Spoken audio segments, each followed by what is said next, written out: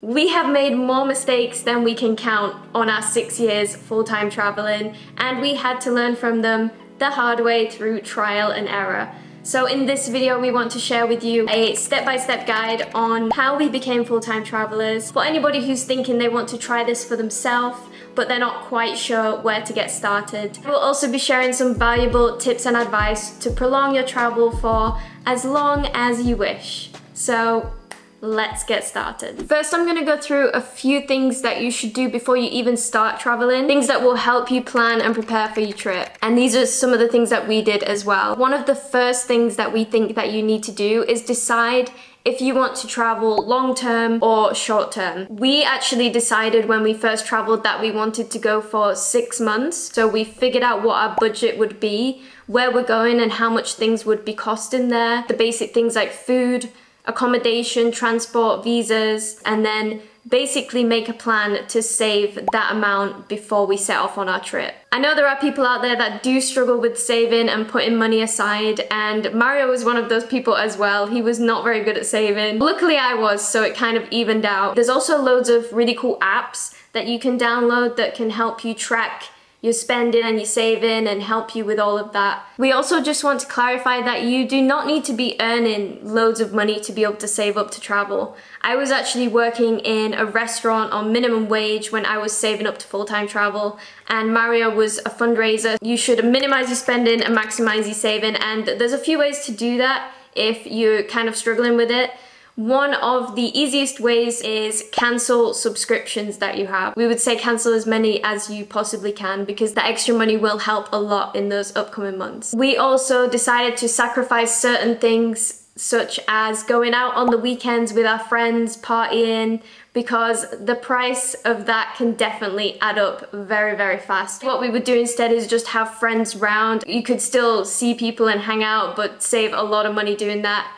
And another thing that we did was also treat ourselves to one takeaway a week just to enjoy. That was pretty much it. So we calculated everything that we would be spending on that was essential, and then the rest would go into a savings pot. So we could usually calculate how much we were saving every week, and then we could figure out how long it would take us to reach our goal for 6 months of travel money. The next tip that we would give you is do not put off buying the one-way plane ticket to start your travel. We feel like this is the biggest motivator if you have it already bought to start saving for your travels. You've made the commitment and now all you have to do is save the money. So for us, when we bought that ticket, we were just so excited because we knew it wasn't just an idea or a dream anymore, it was actually going to happen.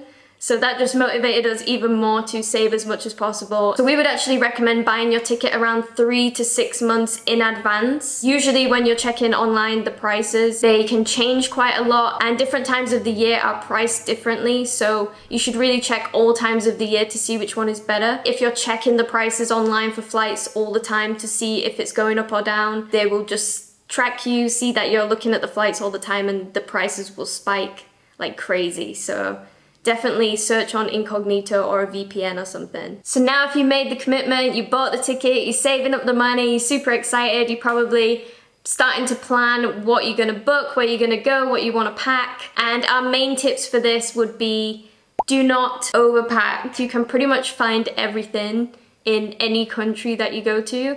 And a lot of the times you're gonna wanna buy souvenirs, you're gonna see clothes that you like, and you're gonna wanna buy more. And if your bag's already full, you're not gonna have anywhere to put them.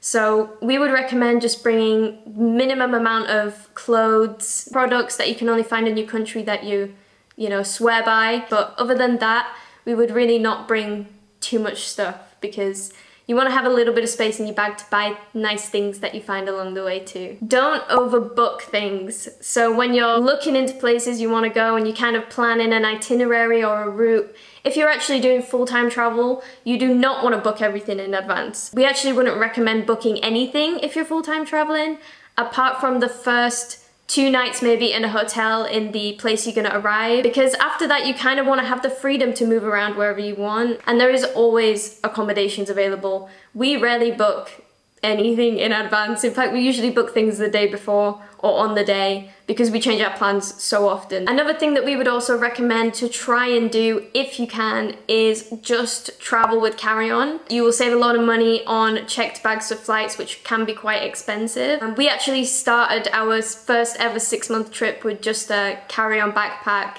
It was pretty full, but we managed to get on the flight with it. We know that not everybody wants to do that, so if you can just at least minimize how many checked bags you take, that would really save you quite a lot of money in your travels overall in the long run. The next thing we're going to talk about is how we manage our money and what we do to make things easier and more affordable for ourselves.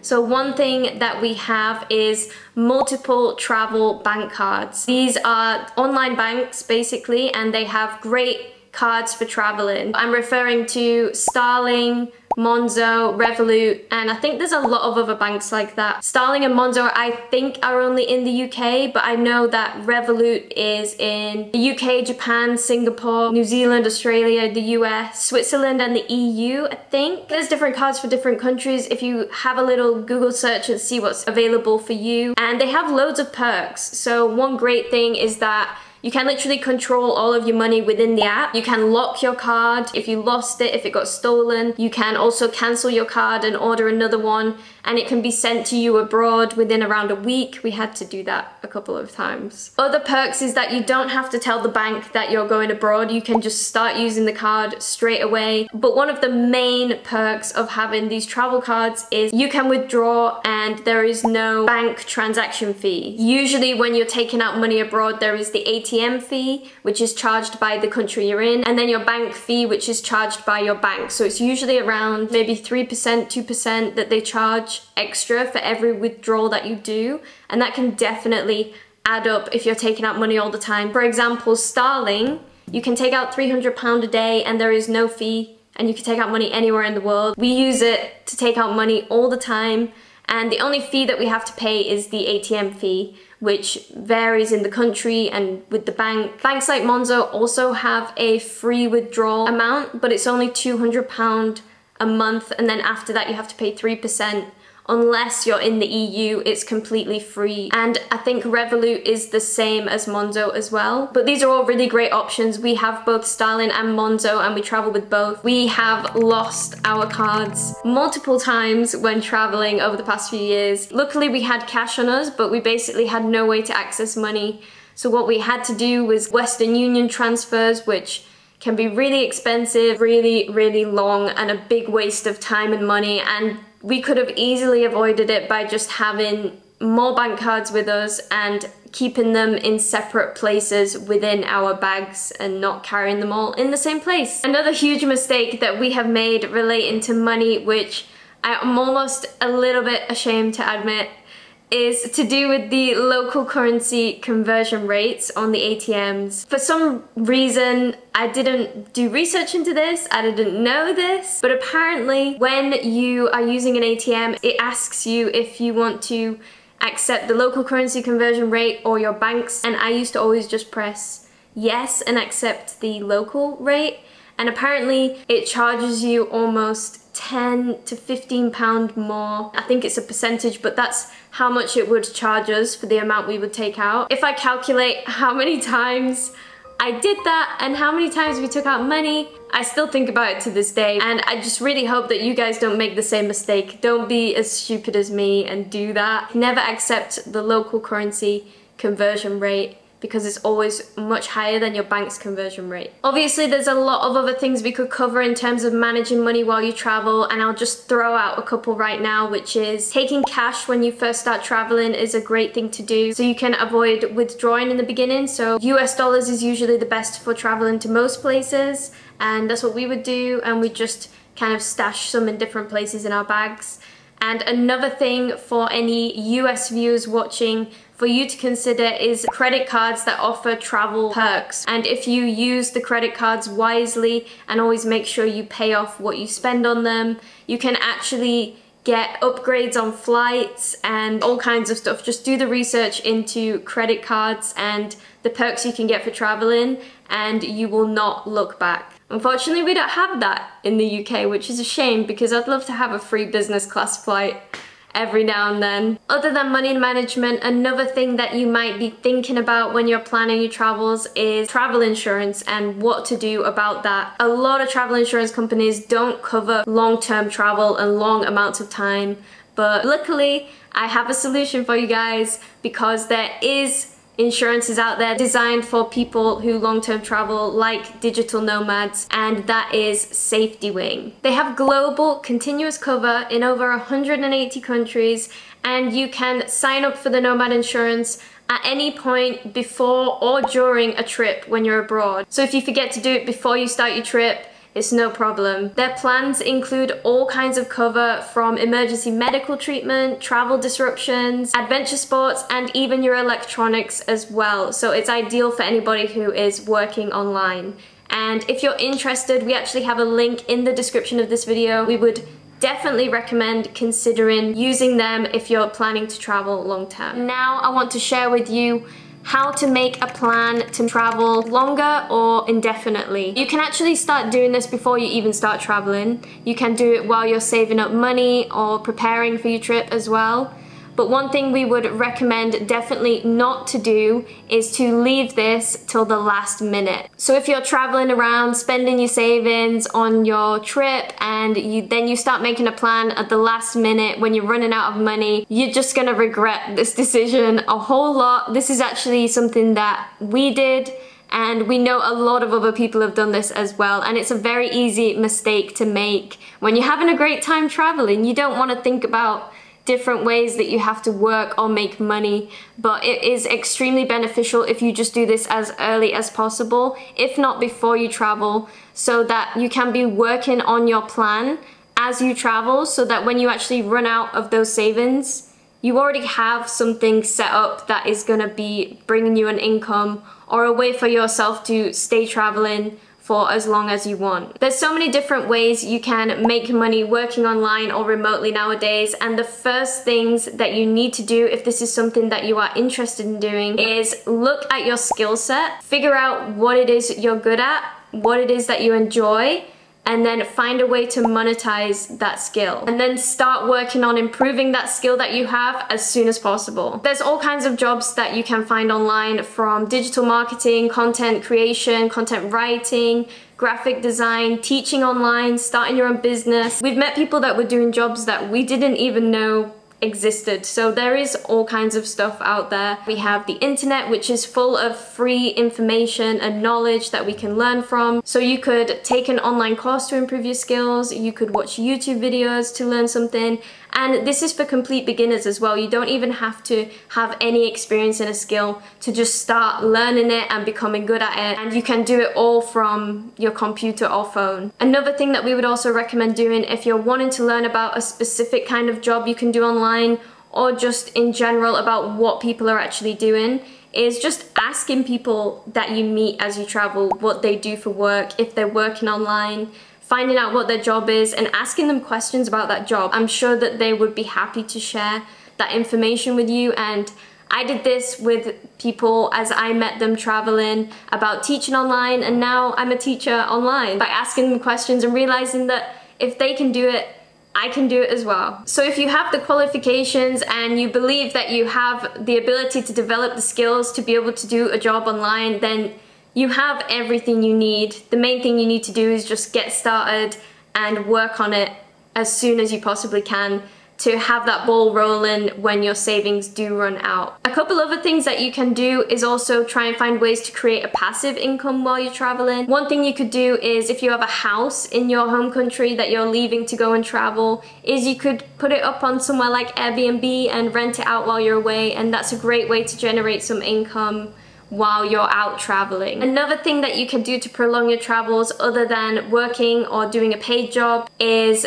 volunteering, work exchanges, or house sitting. None of these are paid, but they are a great way to save on costs while you figure out what it is you want to do for a paid income.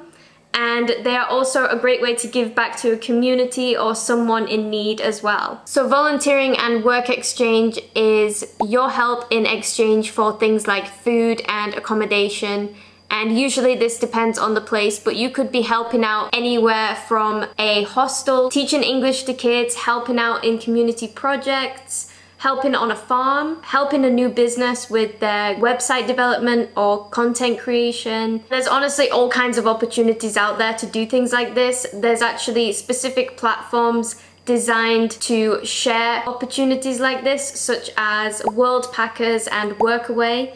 They're just a couple of the most popular ones, but there is so many more that you can find online. But there is also different ways to find volunteer work as well.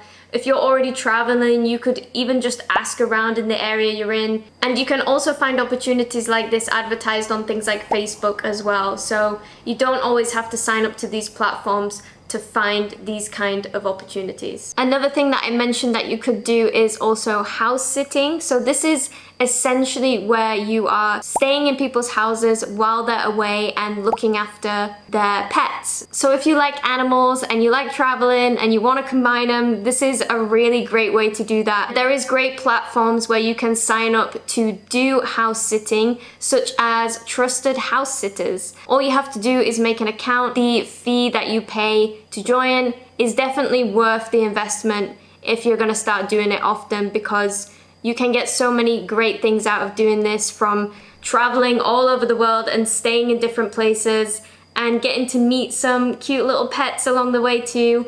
And it's a great cost-effective way to travel full-time. We also have a link in the description for that as well if you want to just make a free account today and then decide later on if you want to sign up. So we've covered a lot of different ways you can prolong your travel long-term, whether it's making money or just doing a work exchange and volunteering. There is so many different ways to travel out there, and it all depends on what it is you want to do, what it is you want to get out of your travel experience. Next, I want to talk about tips and advice for when you're actually traveling. Try and create a budget that you're going to stick to in the beginning, and no matter how excited you get, because you will get excited when you first land in that new country, do not overspend on the budget if you can, because you will regret it in a few months when you realize you spent like triple your budget in the first 2 weeks, and you also realize that you could have got most of that stuff for half the price.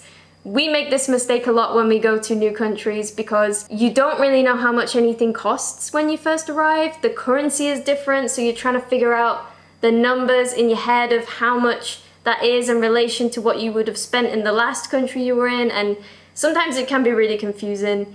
And you do end up overspending, and the excitement also means you're spending a lot. And the fact that you have a lot of money saved up, you think you've got all the money in the world, so you can do whatever you want, and that money isn't going to last forever. So try and be really careful in the first 2 to 3 weeks to a month of your travels. The second tip that we have for full-time travelers is slow down. There's so much to see, and you've just arrived and you're gonna explore all these places. There is no need to rush between all of these main places. Our main tip is just slow down and see more of the country that you're in. Go to places that maybe tourists don't usually go, learn more about the culture, and trust me, you will have a much more enjoyable experience. Our best suggestion is actually to stay in one place for at least a week, because this gives you the chance to experience the early mornings at the market there, the afternoons walking around the city or in the nature in the countryside, also the evenings and what the nightlife is like in that area as well. It gives you the chance to have all these experiences and really get to know a place. Another reason that we actually suggest to do this is because guest houses, hotels and hostels will actually have most likely weekly and monthly prices as well, so you can get good deals on accommodation and save money there if you're staying longer in each place rather than changing every night where you are. This is also a great way to kind of get back into a routine, so if you've been non-stop for 3-4 months and you kind of want